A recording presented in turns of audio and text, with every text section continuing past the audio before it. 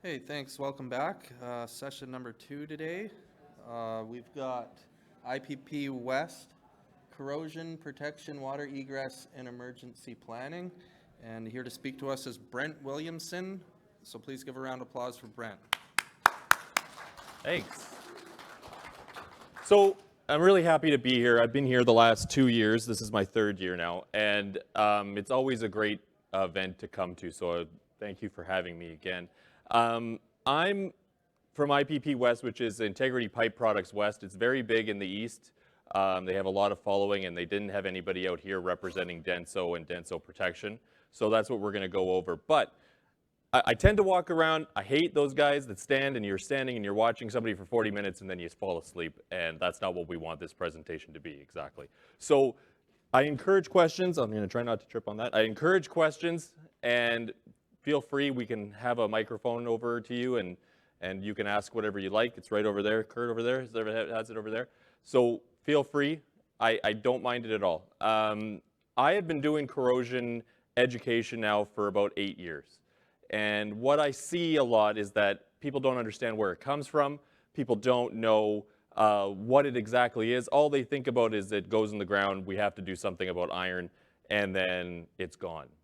But that's not exactly how it works. A lot of people think that corrosion is complicated and protection is simple, but it's actually the opposite. We can do that. We can change the way you feel about it. So we're going to go back in history a bit here now. Okay. Metal is defined by eras. We literally define historical eras on the metal that we use. The Bronze Age, the Iron Age, and every object in human history is either now made from metal or it's made by metal machines, okay? So we can't get away from it. It's not possible. So how do we protect it? That's what we're going to learn today. Here's some examples. First of all, even going back in history, this is the bronze statue of the goddess Minerva. It was actually found in Bath, England, and it's been in the ground for almost 2,000 years. There's still corrosion happening here, but it's barely happening very slowly. Why does this not corrode faster, but an iron pipe or an iron fitting corrodes really fast? Why? That's what we're here to find out, okay? Pardon me?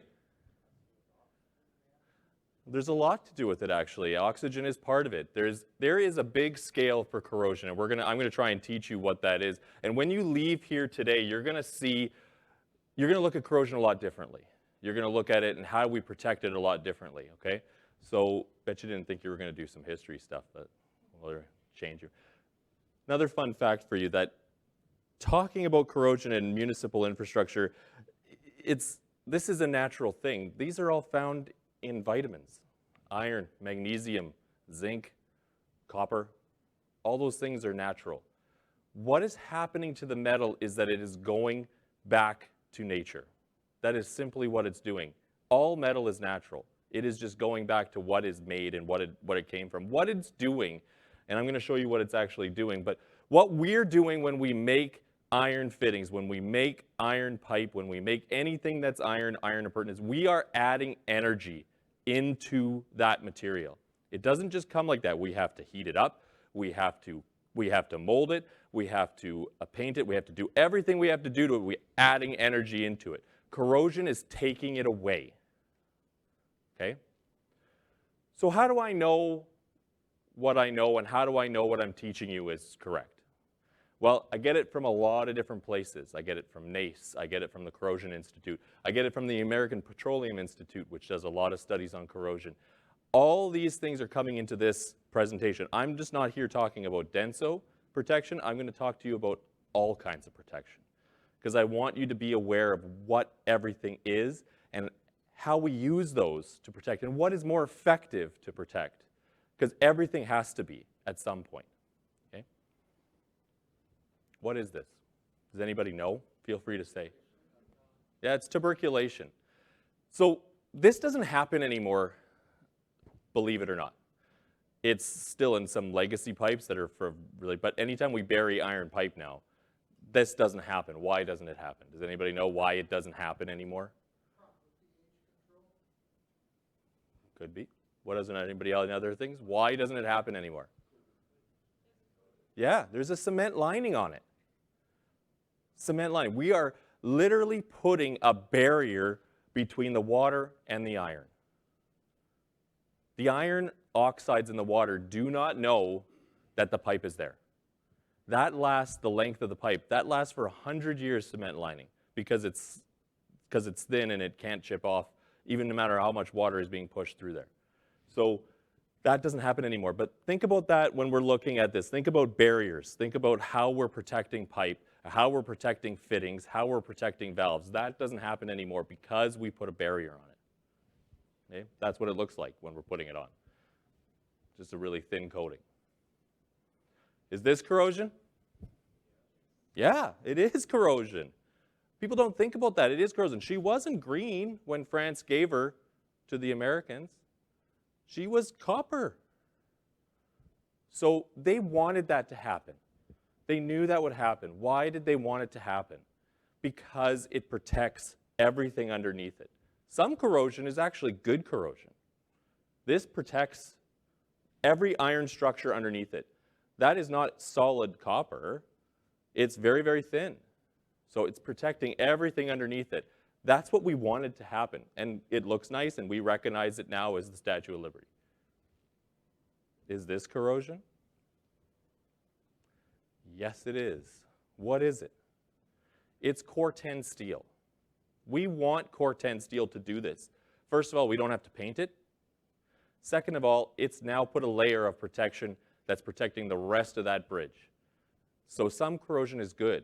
When we hear corrosion, we hear bad things, but some corrosion is good because this is what we wanted to happen. They use this for signs, they use this for bridges, they use this for a lot of infrastructure, Core 10 steel.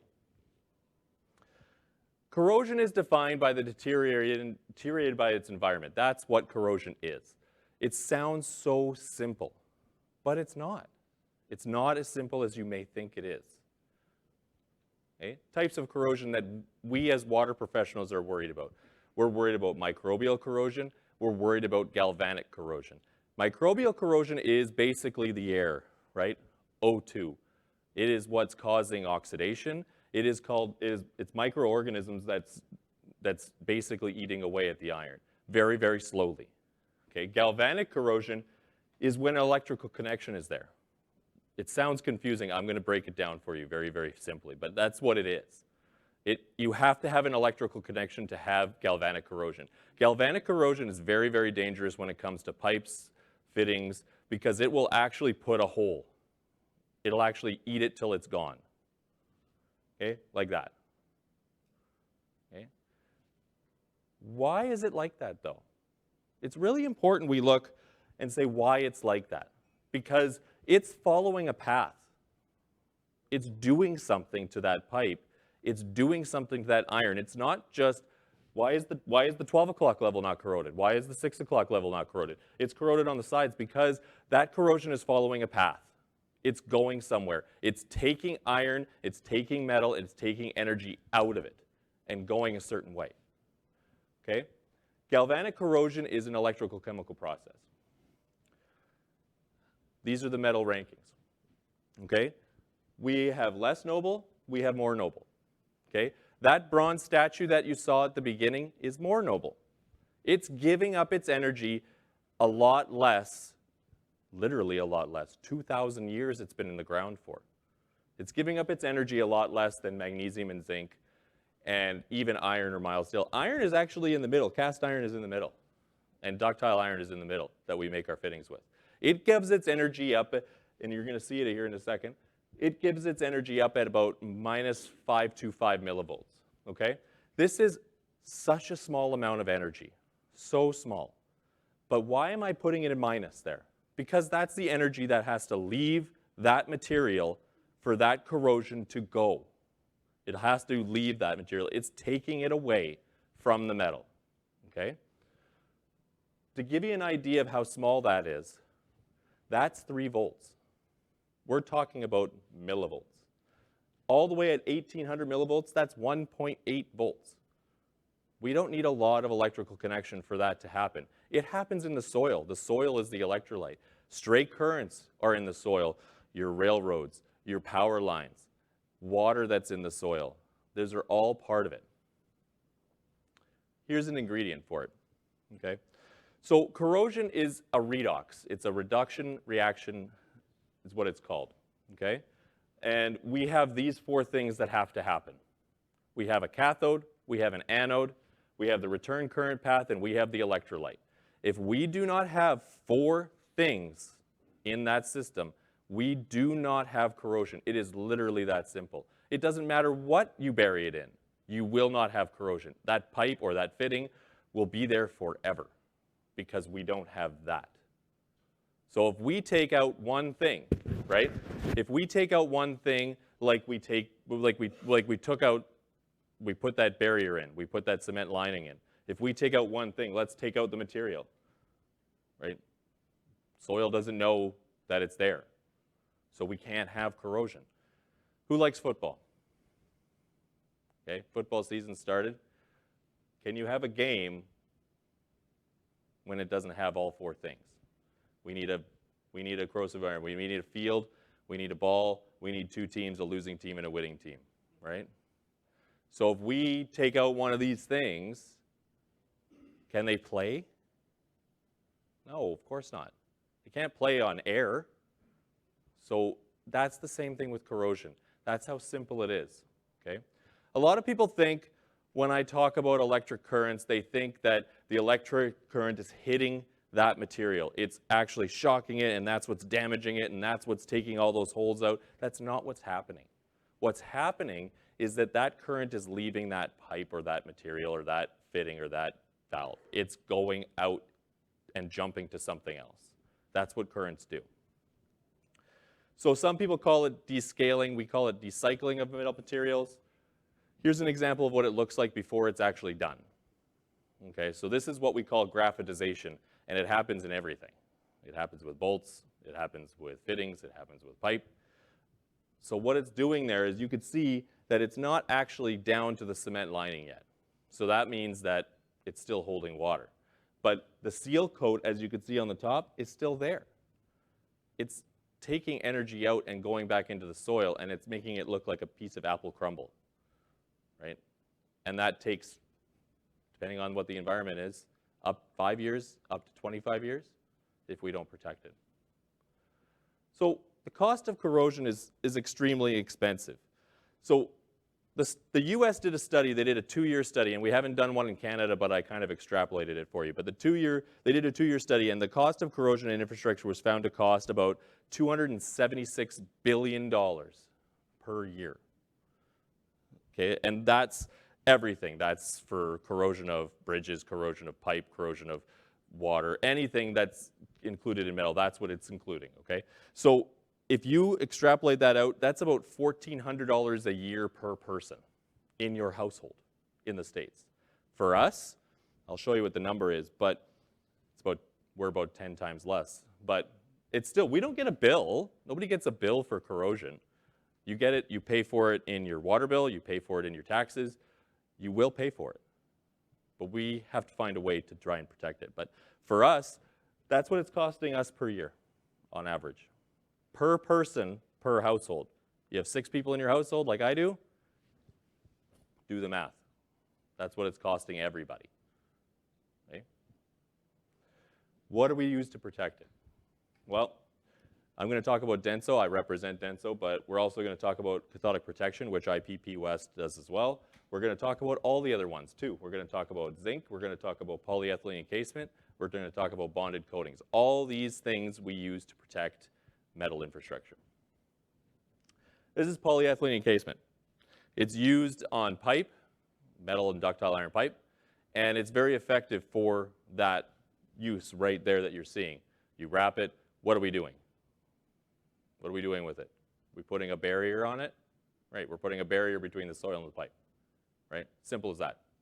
It works really well for that. Why wouldn't it work really well for fittings and restraints and things like that? Kind of hard to wrap it, right?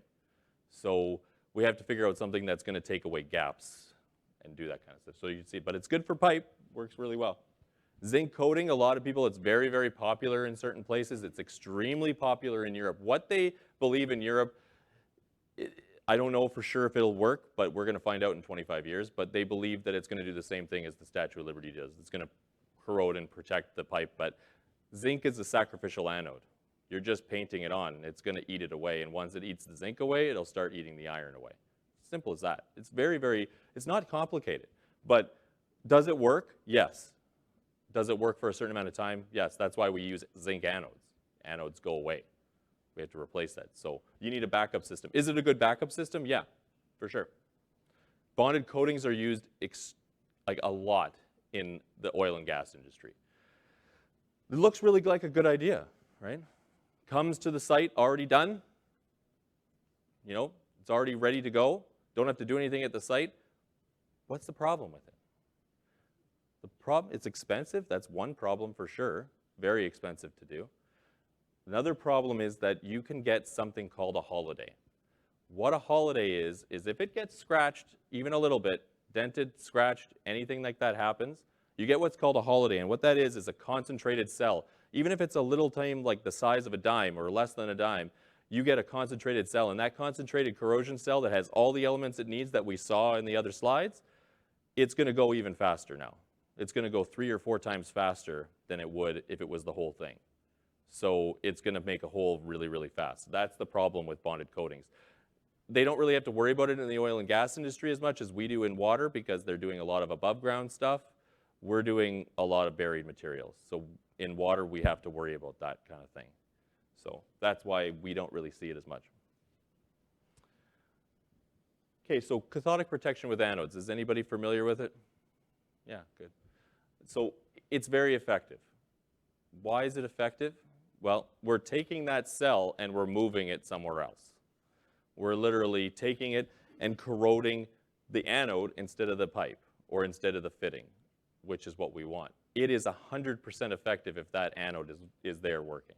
It will not corrode the material that you want it to. Here's an example of impressed current, if anybody's seen it before.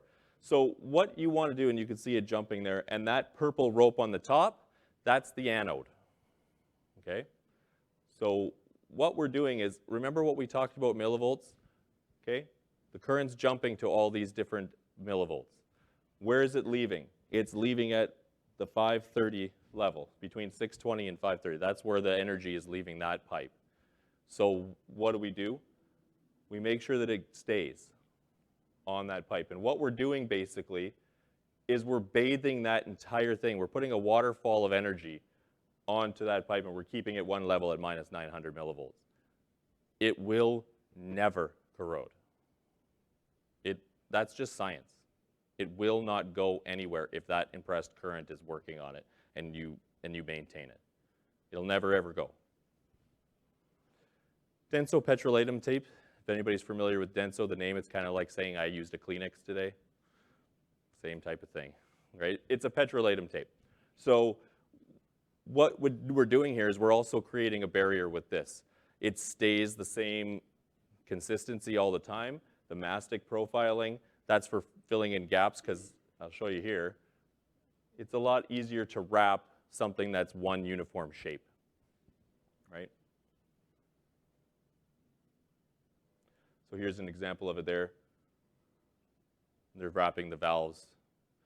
So why would we use the mastic on it, that mastic putty that they're using? Well, we're using that because, I don't know about you, but I'm terrible at wrapping Christmas presents. So I'm a lot easier to wrap a square box than I am to wrap some toy or that they got that I'll leave that to my wife to do. So we use that mastic to make a really uniform shape. And that's all it is really. And then we wrap the Denso on it. It's kind of messy. Some people don't like it. But what it'll do is it's permanent. We don't have to replace an anode. We don't have to worry about scratches or dents. It will go on there. It will stay. It'll be there forever. And it'll be the same consistency forever.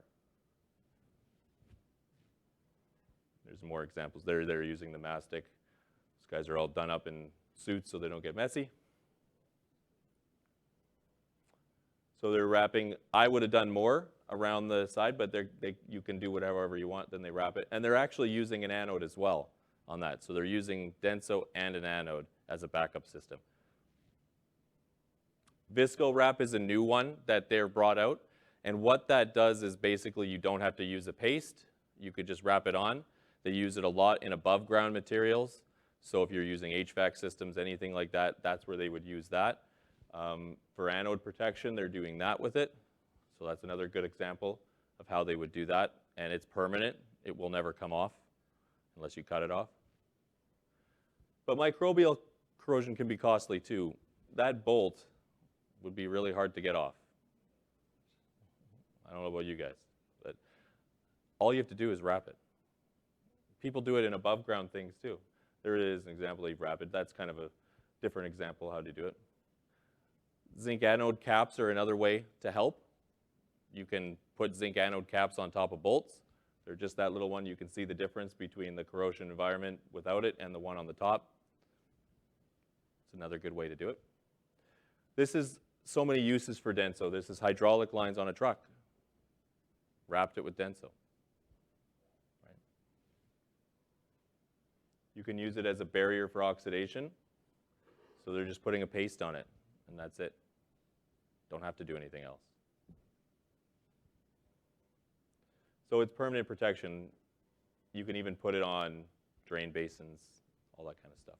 And while we're getting into drain basins, we're going to move away from corrosion now, and we're going to go to water egress. But before we do that, everything is iron. Let's remember what we talked about at the beginning. We're defined by what we use in errors, our metal in errors. Everything's iron. So how do we protect it? What's the best way to do it? Anything. And as a corrosion specialist that we do this, I would say use any of them. I represent one, but I represent two, but use any of them. We talk about likelihood and consequences. Why would I use two different corrosion protections? Why would I bother doing that? Why don't I just use one? What are the consequences? What are the likelihood? What is your resistivity, the pH, the redox, the sulfide, the water in the soil? What's your likelihood? What are the consequences? Is this the only pipeline? How big is the pipeline? Is this the only water that's going to that community? Should we use a backup system? That's what zinc coating could do. That's what an anode could do. That's what Denso and an anode is. That's your protection. But corrosion will attack everything. If you don't wrap those fittings, it's going to go after it. Here's an example of a community that didn't, and the pipe looks great. The fittings don't. And there it is when you wrap it. Redundancy is what we want. Anode caps, zinc, Denso. Yeah. Cut it. Yeah, it'll always stay the same. If you've ever touched Denso or Petrolatum tape, you'll know what it is, but it's messy. But once it's on, it's never going anywhere. Nope. Stays malleable. You can cut it and peel it off if you want. So here's water egress. Denso's come out with something else. If there's any water guys that deal with road operations, you'll see this. It's important for us to know that it's there. This is the kind of samples. I'm going to show you a lot of pictures of the problems that we deal with, but I'm going to get to it at the end why we're talking about it. So here's that's me taking the picture. But if you can see, the water will get under, it'll freeze, it'll expand, it'll crack the roads. How often do you see this on your own roads, right? You see it all the time. They're constantly repairing it every year. It is a never-ending battle of repair. Like that, the grassing growing, if you get grass growing in there, it'll expand the joints. Why am I showing you so many pictures? Like, seriously, look at them all. Why is this important that I'm showing you so many pictures? Why it's important is because this was one street. One street, 1 kilometer in the city of Surrey, where I live. And well, granted, they came and repaired, they did the whole road after I showed them these pictures, but that's okay. Anyway, so that's only 1 kilometer. If we extrapolate 1 kilometer, one road, how many are we talking about? Right? Look at them all. There's this patch that they did that to cut away, and now look what's happened to it. Right? So installation for road tape, this is what we're looking at. Dust off the surface, spray adhesive. You can peel it, and it looks like this when it's done. So that's that little tape that they're putting in there. You heat it up, with a torch, peel it off, and you put a primer on. You can spray it or you can roll it, and then you put it in, and that's it. It's basically weather stripping for roads. That's what it looks like when it's done. Water can't get in there now. Water can't crack it. So it's like putting a weather stripping on your door. If you didn't have one on your door, what would happen in the winter? It'd be pretty cold. Right? Reinstatement tape is the really thin stuff. You don't have to worry about it. You don't have to put a primer on it, but you can put it around drain basins, and you can't even tell it's there, but the water can't get in. Okay? Here are some case studies that they've done. All Costco parking lots now in North America have to use Denso road tape in their parking lots. So they do it all. And then the Toronto airport did some as well. And then they just cut around, and that's how they put it on. So that's road tape. I just wanted to make sure that everybody was aware of it. Emergency planning. There's some products now that IPP West has that we wanted to make sure that the environmental operators guys knew about it. It was available. Okay, this is obviously Abbotsford. Everybody remembers what happened. Not great. It was pretty rough for those people. Disasters happen for these. We have to have a lot of these places have a mitigation plan, and they will, talk about all these things. All these things happen. So floods, fires, even human-caused things, cyber attacks that people are, car accidents, vandalism. They all happen. So this is the bypass system that we are representing and can provide. You can get it for wastewater and for potable water. What you can do with the wastewater is you'd be able to clean up all the messes. Nobody wants wastewater on the ground. So this can be towed behind a service truck, and you can clean it up really quickly. You can jump hydrants. You can actually put fittings on the pipe that we provide with it, and you can design your own if you want. You can design however many different lengths you want on the roll, or if you want one whole roll. And that's it's all NF61 guidelines for the potable water. You can get it in about 660 feet. It's American, so that's why it's in feet. And then you can get wastewater ones as well. And you can get all the fittings, so it's all a complete system if you ever need it. Okay. Emergency response time is faster. You can get timer, all that stuff is available. So keep that in mind when you're talking to your municipalities about what you want to do for emergency planning, and I'm around to provide whatever they need for it. So that's it. Does anybody have any questions? It's a lot, right? Good. Yes. Yeah, absolutely. Yeah. You spoke about the corrosion, the protection of anodes. We have, in our community, we have quite a few anodes. Actually, every piece, every metal fitting has an anode. But they also have anode testers, but there is no courses that we can find to know how to actually test the anodes to see what the level of corrosion is on those actual anodes. Do you know anything about those? You can get, there's different places that do it. I can get you some names, so I'll give you my card and I'll figure that out for you, because there is different places that will do corrosion testing, like those ones like NACE will come out and do that kind of stuff too. So since we have so many, I was wanting to get, if there is a course, would they provide to teach us and the equipment to do so? I can probably help you with that as well if we need to, and we can go through how we know when an anode is basically gone, because you're right, it honestly depends on the soil. Like even in hot soil, in really hot soil, we should have an anode should last a minimum of 15 years depending on the size and weight of it, but it could last all the way up to 50 years, right? So, but I could probably help you with that as far as how long the anodes will last for. But, yeah, I'll get you my card. We can talk about it after. Any other questions? Yeah. Oh, sorry. Why do you use zinc for your anodes as opposed to magnesium, considering it's fresh water? That's a really good question. And the reason why now is supply. Okay. Magnesium anodes, all magnesium anodes right now, the magnesium that we get literally all comes from overseas. Zinc, we have here. And it is a lot less expensive and it is a lot more available. So. Are you able to mix the two, like zinc and magnesium together, or In one anode? No, Or in, oh, just sure. on different. You could, but the problem is your magnesium will corrode a lot faster than your zinc will. Right. Yeah. Good question.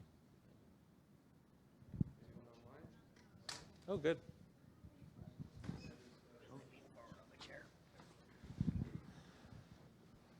Stainless steel is usually fairly corrosion resistant, but I've got a couple places in my plant where it's chewing through like it's iron. Yeah. Is that just the material that I'm putting through it, or is it just Is like it on the inside or the outside? It's all the way through, and Yeah. some of them seem to be more on the seams, like the welded seam, Yeah. almost more than So what did anywhere they else. weld it with, right? When they were welding it, that's Well, from factory, Yeah. I don't know, but So- it's also containing fermented primary sludge, so it's fairly acidic slash a That's- lot of volatile acid. yeah. That's probably part of it. Why didn't I explain? Why didn't I talk about stainless steel? Okay, let's go with that right now. So why didn't I talk about stainless steel? You're right. Stainless steel doesn't corrode very easily. It's very good with that. So why don't we put all our pipes with stainless steel? Why don't we build a gold bridge? I mean, it's pretty simple, guy. I mean, Yeah, no, you're I'm right, just- right? I'm wondering more like, how do you? Is there an anode protection that you could put on You can put stainless, anodes on, or yeah. is it like But if just it's rip coming it from out the and throw inside, that's the problem, PVC? right? I was gonna Yeah. say it is. Yeah, it's outside in. Yeah, if it is, you think it's outside in? Well, it's no, inside out. Yeah, that's Like the it's- problem right there. So Right. you have to coat it with something, and you can get coatings Okay. for line. You can line coatings. They actually put a system right through the pipe that actually coats it, and I'm not sure if it's plastic or not. Interesting. Well, it's not worth doing because we need to actually rip the pipe out and go to a bigger one. So. Yeah. And the strange thing on that thing, same material, is it's not corroding underground; it's corroding out in the air. Yeah, because it depends on what's up there, right? I mean, the ground doesn't always corrode, right? Like a lot of people, like City of Vancouver has been putting in iron infrastructure, iron pipe, iron fittings, iron valves. They've been putting it in for over 100 years. And because of the soil, it doesn't corrode. So not all soil corrodes, so it's just going to be there forever. It's the same thing. Like, why do we find iron tools from 2,000, 5,000 years ago that are in the ground? Because that soil was not corrosive. It's as simple as that. So, good. Yes? Microphone, right over here. Yeah, I guess they wouldn't get it with ceramic.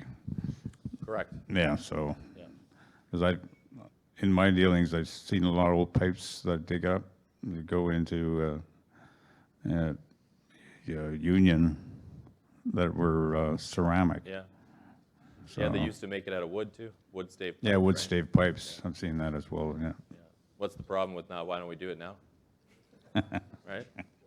Right, durability. I mean, yeah.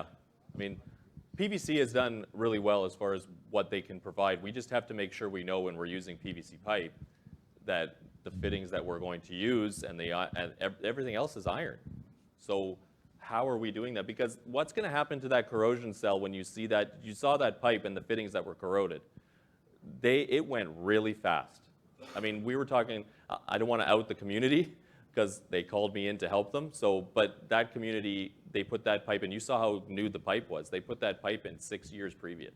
That's how fast that corrosion cell happened, because everything was working for that corrosion cell, and it was attacking the only iron that it could take away. And literally, it was just taking it back to nature. It's literally changing. The iron is taking those oxides and putting them into a more stable element. And that more stable element that we've determined is basically an oxide, and that oxide breaks down and it goes away. It's a more stable element. That's what it's doing. It's pretty simple. But a lot of times, why I do that kind of presentation is because people see corrosion and they don't see what it actually is and how we actually protect it. It's very simple to protect it. Make a barrier. Make it corrode something else. Move the corrosion cell somewhere else. That's it. And I'm more than happy to come to the community. Guys, we can do this for everybody if you want, and we can do a corrosion education for everybody, because corrosion is going to affect literally everything.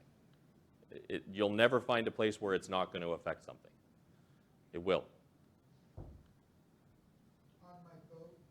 Yeah. And if you want Denso, you could wrap your lines with it too. Absolutely. Yes? Any microphone? Need one, or can you hear me? I think it's for the live stream. All right, live stream. So if we come across some fittings or some pipe and it's already corroded, but not to the point where we need to replace it, if we were to put the Denso tape on that fitting or on that pipe, is that going to slow it down It'll considerably? It'll stop it. Completely? Yep. Yeah, because you're not continuing the cell, right? You're not continuing the corrosion cell. That's what you're doing. You're stopping that. You're putting that barrier on and you're stopping it. It doesn't matter if it's partially corroded already. And if it doesn't need to be replaced, then it does need to be replaced. So, yes. Now, all the examples you're doing are basically from the outside in. It's a different ballgame when you're talking inside out, right? Well, that's what we were talking about here, yeah. But it depends on what's going through there. Like, we're just talking about usually water, right? Right. So my question, this is really basic. If you've got a kilometer of PVC pipe, a iron valve, and another kilometer, will that accentuate the speed on that iron? Are you talking about the inside, though? The inside, because that's where the energy was. So on those valves, you have an internal protection already put into them. They are coated already. A lot of the inside of the valves are. So you don't have to really worry about that. And then the PVC is not going to corrode. We're only really worried about the outside is what we're worried about, how we protect that outside, because people bury it.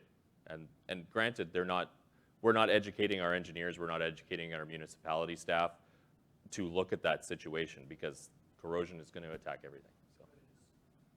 But similarly to your example of the pipe, if it Yeah. gets a nick or a chink in it, will it attack that section faster? No, because why that doesn't happen is because well, first of all, Denso has 3 levels of protection, right? So you have the paste, which is a level of corrosion protection already.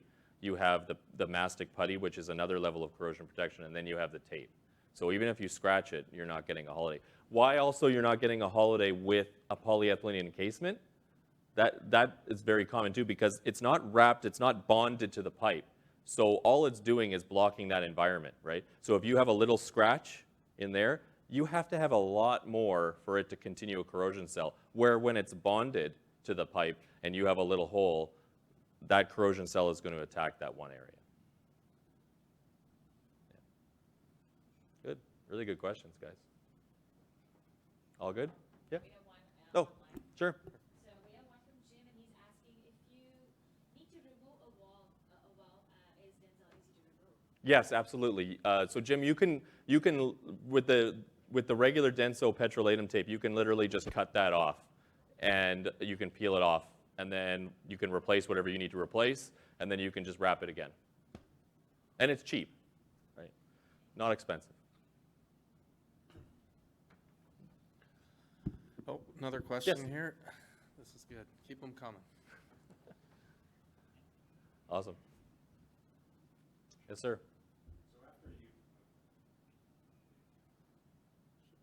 On?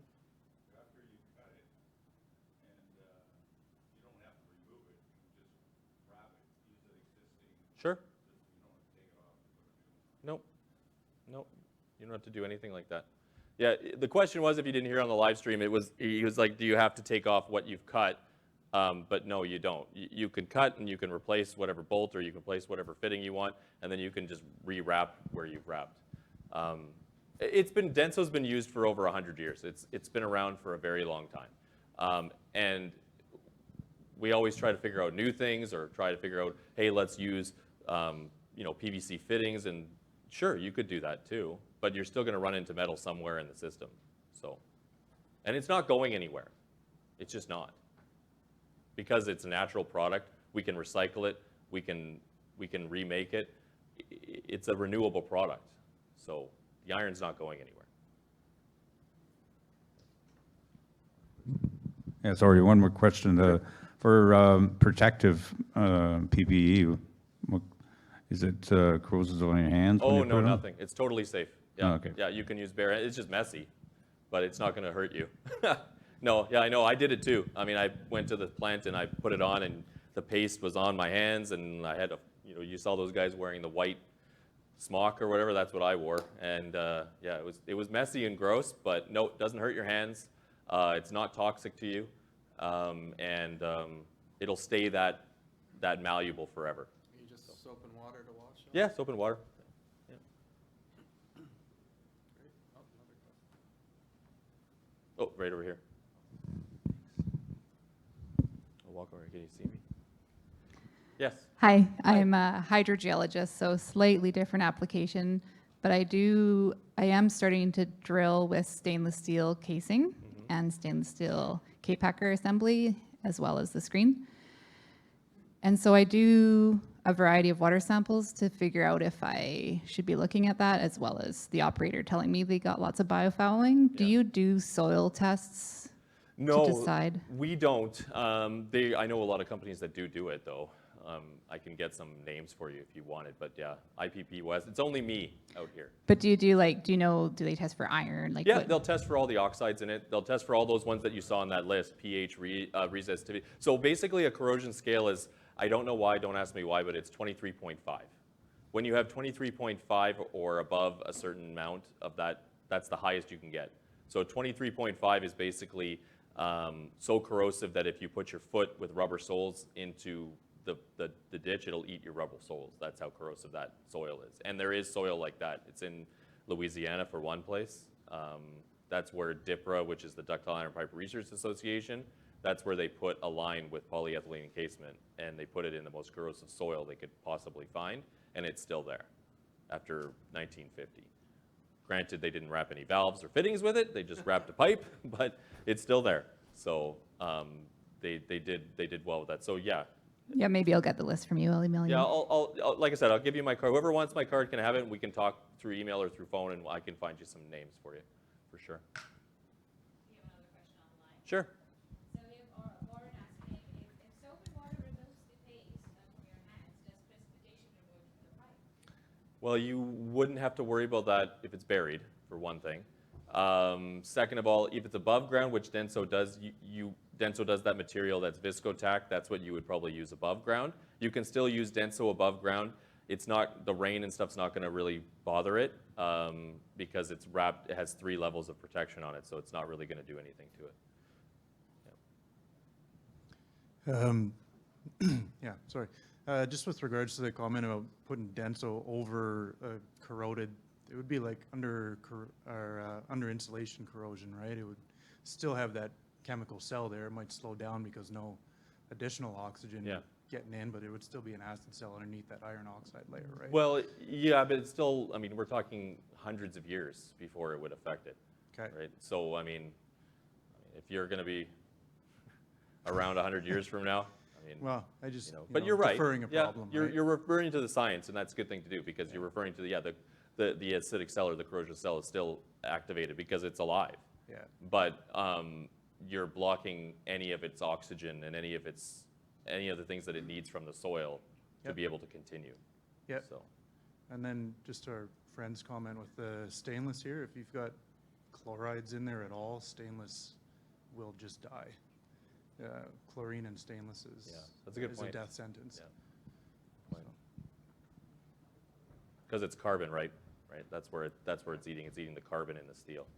So, because stainless steel is iron with carbon added. So that's what that chlorine is eating. Yes, Last one more. One more? Yeah, we got I'm time- available time for after one if you more. guys want to talk. That's no problem. On that taper you use it on the asphalt next to catch basin, how long does that usually last? Forever. Yeah. Unless you take it off. Oh, okay. Yeah. Not going to come off. All right, Thanks, everyone. let's put our hands together for Brent Williamson with IPP West. Thanks, guys.